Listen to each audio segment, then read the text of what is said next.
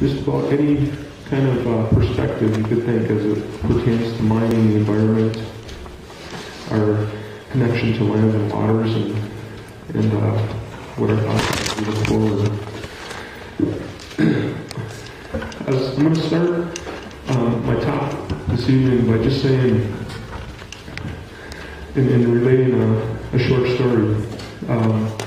We've just come out of an Assembly Committee hearing where it was the second time we met with the Assembly Committee on legislation they were pushing forward to facilitate mining up in the headwaters of our homeland there. In the first go-around, and in some of our other contacts with the representatives of the state of Wisconsin, there was definitely not a connection. And I was bewildered at what to really put forward in West Dallas at this testimony that was scheduled once again on some of the same exact topics. It was like it was essentially like talking to a wall the first go around, and I wasn't really sure about the prospects of doing that again. Well, we ended up putting forward some very interesting testimony, and it was in the form of a hand drum song.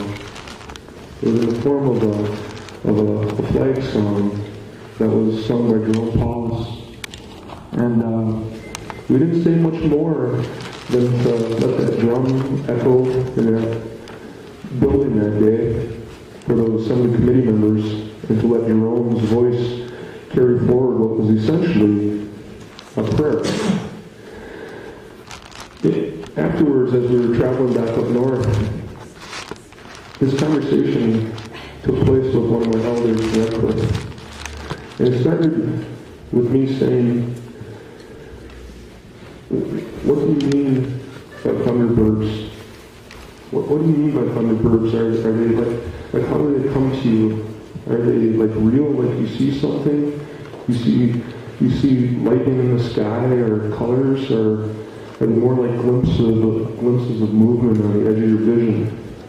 And he said, no. He says it's more like a thought, Mike. He goes, it's more like a thought. He says, thunderbirds. He says, that's what that prayer did for them today. He says, that's what that drum did. He says, that flag song speaks of those feathers. Those feathers fly over the lands and waters of Wisconsin. He says, and those thunderbirds hear that, and we bring them in. He says, those thunderbirds are like Chenab lawyers. He says, they come in and they change a person's way of thinking. He says, it's that moment, he says, that second of all of a sudden understanding and realizing. He says, and that's what we did today. He says, you see, he says, we're not speaking and meeting each other in the same language. He says, what I mean is we're talking English. He says, but we're not talking the same language. He says, and as we try to talk about how we feel about our home, about that lake, try to tell and talk about the fact that that lake is female. He says, sometimes they don't understand that. And I said, what can we do? He says, we need to talk to these men about babies. He says, because at that moment, he says, you're sitting there. He says, it's a rush of water that brings that new life into this world. He says, and in that split second, he goes in the midst of all that water, he says, all of a sudden there's that, he says, an instant connection, instant love forever. He says, that is what we have to talk to these people about, because that's the only way they can truly start to understand how we feel about these things around us. He says those thunderbirds will help us do that. He goes, in that prayer and that song we put forward today is that message. He says, and that Thunderbird's going to help them change their mind and see that. And I thought about that. I had a long drive up north in the dark by myself, and I thought about that message. And I'll be honest with you, when I think about, our children, I think about the relationship that I have with the Bad River and the shores of Lake Superior up on the north side of our res. I cried off and on all the way back up north, thinking about how nobody wanted to talk about things that really matter. Thinking about water and thinking about life and everything that comes as a result of that. And I wrapped my mind around as best I could that notion that we do need to talk about babies, because that's what's at stake. And what's really funny is when we talk about mining, mining has a different language. Mining has a language that is really, really deep. If you allow yourself to really talk mining and some of the things that are involved in extractive industry. Because when you talk mining, and if I ask you to add in notions of babies and future generations, you'll find a symbiotic kind of pathway there. Because mining and extractive industry leave impacts and footprints that will last 1,000 years, that will last 2,000 years. We see that in copper mines from the era of Julius Caesar that still leach acid mine drainage. We see that from copper mines in South America that are 2,000 years old, still producing acidic drainage. And when you look through that filter of 1,000 years, all of a sudden, we're not looking at each other who are blessed and graced to be walking the earth together. We're not even looking at our children anymore. We're not even really looking at their children. In the Christian world, you're looking at the Alm, the Hall of Souls, where all those babies yet to join this planet are kept. You're looking at 7 generations plus down the road. That is the commonality that talking about mining really has with the notions of future generations and 7 generations ahead. Well, one of the things that we came to discuss and share with you tonight is that we're at a really interesting time up in Bad River. I'm obviously no representative to speak for the state of Wisconsin, but I'm a Wisconsin citizen too.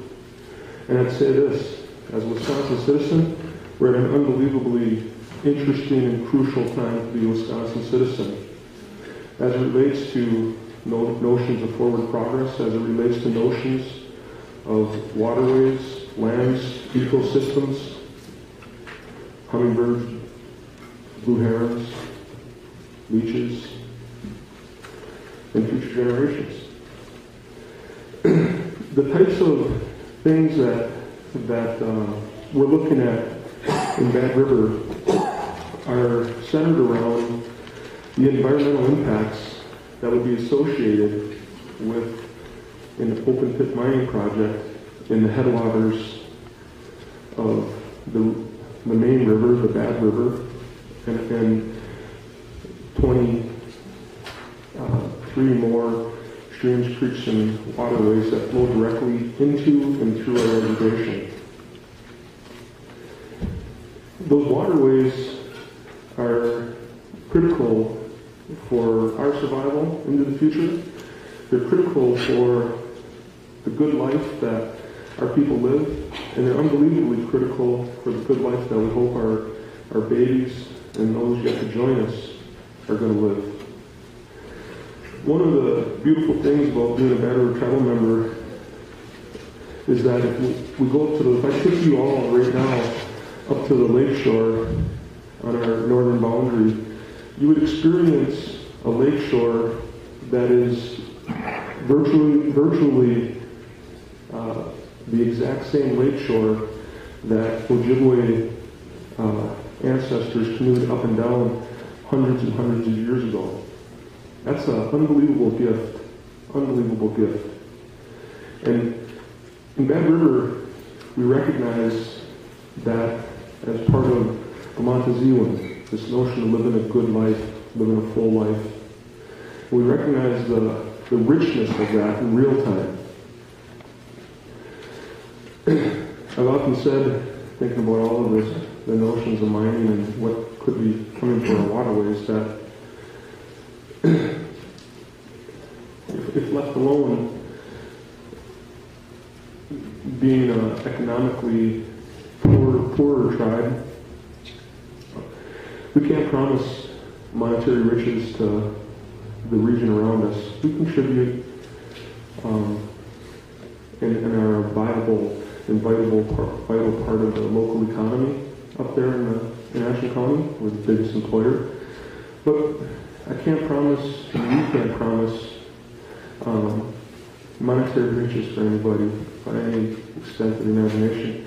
But we can promise and ensure the clean, filtered return of life-giving waters through our homeland into Lake Superior in the form of billions upon billions upon billions of gallons a year. We will guarantee and ensure for Wisconsinites and for everybody the return of lake sturgeon to one of the last remaining naturally occurring spawning areas for lake sturgeon in Lake Superior. The return of walleye in the spring, and continued effort through our fish hatcheries to sustain those fisheries and build them even bigger, perch, walleye, things like that. We'll ensure and continue to maintain unbelievably expansive and beautiful wild rice beds that, in the big scheme of things, matter, I would say, on a cosmological level, really. Because they take care of our people, but they take care of and serve as part of that filtration and water cleansing system that is the Bad River watershed, as that water leaves the reservation and rolls out on Lake Superior. And they also perpetuate, maintain, and guarantee the return of flocks of waterfowl, snow geese, ducks, mallards, coots, the latecomers, late season black ducks, things like that. Our waterways, our land base, essentially takes care of everything for us. And it takes care of much more than just us as human beings. I was thinking about it this morning, and I put it as I usually do, as kind of a rash little Facebook rant. But I wrote Bad River Watershed is chemotherapy for Lake Superior. And it really is. It takes all that water in our area and puts it through a swampy, beautiful water filtration system. And we return that for all of us, for all of you, into Lake Superior. And that cycle goes on. We can guarantee that for 1,000 years if mining left us alone.